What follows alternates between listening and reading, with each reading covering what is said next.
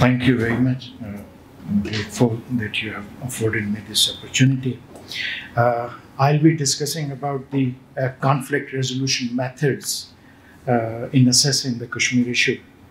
Conflict is essentially perceived as a clash of interest. We most of the time have competing definition of the interest and attach different values, set of goals. All the time when we compete, we perceive that we are actually doing it in a zero-sum game.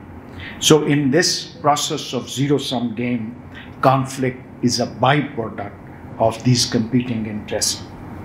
Conflict resolution, job of any theorist or any practitioner of conflict resolution theories is to understand the essential nature of the conflict. What is the conflict? Manage that conflict and then try to resolve it. This time, they have to create a new solution in which everybody thinks that it is a winner. So this perceived win-win situation has to be presented through conflict resolution theories. So essentially, the method these are used are peaceful. They are negotiations, mediation, arbitration, diplomacy, and creative peace building measures. The target all the time is to encourage competing parties to accommodate each other, compromise with each other, avoid conflict, and manage issues. And through collaborative efforts, try to resolve the conflict. So conflict resolution essentially is a process in which we try to diagnose the conflict, identify and select alternative solutions, assess and evaluate mutually agreed solutions, and commit to implement those solutions. In case of Kashmir, all these approaches have been followed. Violently, we have been engaged in wars, civil strife, even civil war that is going on for the last 30 years. Peaceful measures, diplomacy, negotiation, behind-the-scene negotiations, confidence-building measures, composite dialogue. But all of these measures have failed to change the fundamental nature of the conflict. Essentially, all these measures, whether they are violent or peaceful, have essentially failed. Goal of the parties, in case of India, India have two competing perspectives. One is the Congress. Congress wish to hold on to the territory and integrate its people through the concept of composite culture and secular Indian civilization. They think they are a one civilization, that's why they are one nation, and Kashmiri should be part of it. In case Kashmiris are given up, it will encourage regionalism in other areas as well, and it will virtually disintegrate Kashmir. So Kashmir should never be given. It is the only state which has the Muslim majority, so it's the best exemplar of a secular India and secular Indian civilization. Article 370 and 35A was adopted, but essentially it was an integrated process of gradual integration. So over the period of time, amendment in Article 370 taken place, and gradually the state of Kashmir was reduced to the level of other states. In case of the Hindu nationalists, they completely disagree with this perspective of Kashmir. They say, essentially, it is a Hindu land. It doesn't matter whatever is your religion. If you are not happy, either leave or learn to live like Hindus. So, Hindu land can never be negotiated and can never be exchanged for any peace. So for them, the integration process is coercive and suppressive. Both these school of thoughts essentially followed the coercive policy, but in case of Hindu nationalism, it is with conviction that this is a successful strategy and Kashmir must be integrated into India as an Indian territory.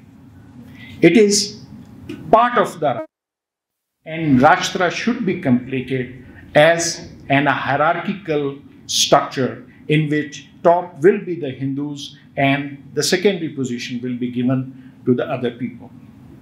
As for the Kashmiris since their beginning had three major groups. One wished to stay with India, and that's why this entire legalistic process was initiated with India, and they did have a pro-India group. And this pro-India group is now very much heard by the Hindu nationalists. They are the one who are now in a limbo. Second group wish to be part of Pakistan, as you have just listened to Gilani Saab. They think they are Pakistanis. And there exists a third group as well that think that Kashmir is neither part of India nor part of Pakistan. Essentially, it is a Central Asian territory and it should be given independence. It's not part of India. That's why it should be a separate entity.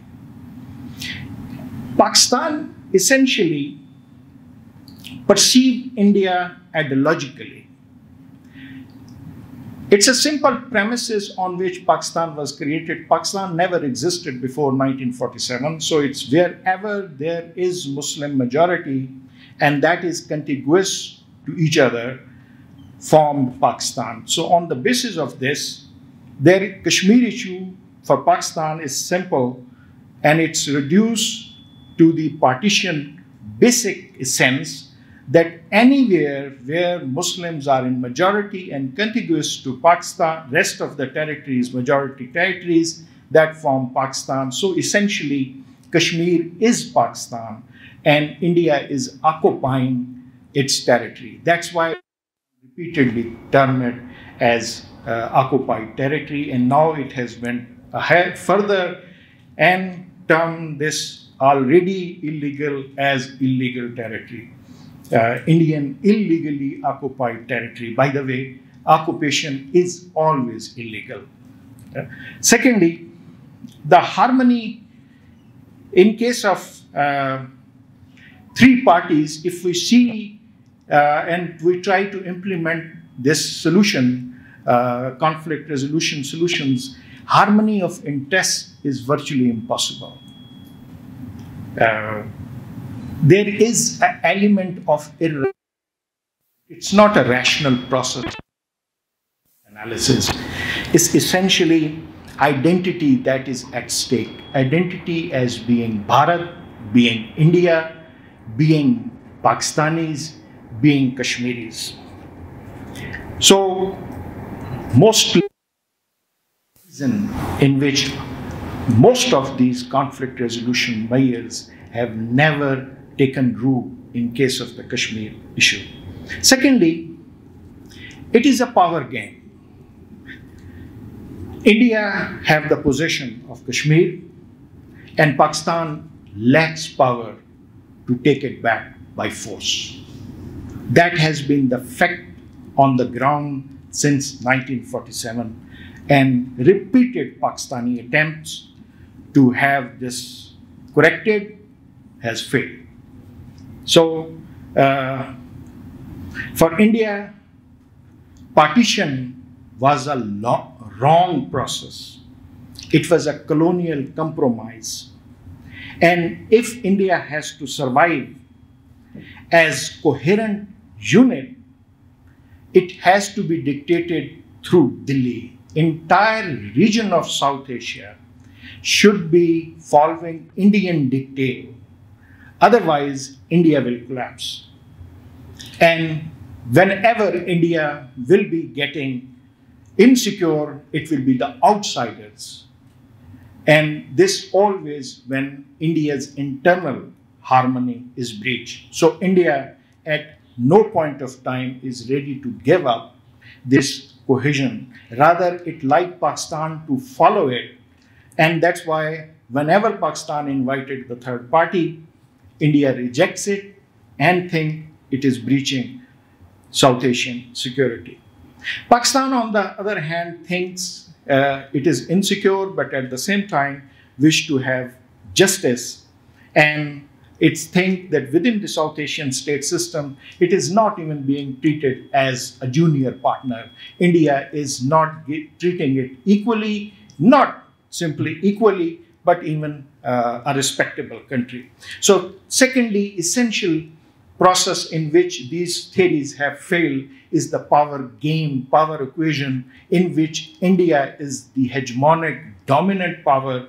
It refused to accept any other logic but its own logic. Thirdly, the theory itself has its own limitation. It has very successfully produced results in the domestic arena, but most of the time it has failed at international level. It has been little successful in case of Ireland. That's why Ireland issue is repeatedly projected through this theory. National politics is all the time dominated by power. And this power leads to negotiated settlement. Unless we have a strong and autonomous Pakistan, I don't think any conflict resolution theory will function in Kashmir issue or any other South Asian issue. Thank you very much.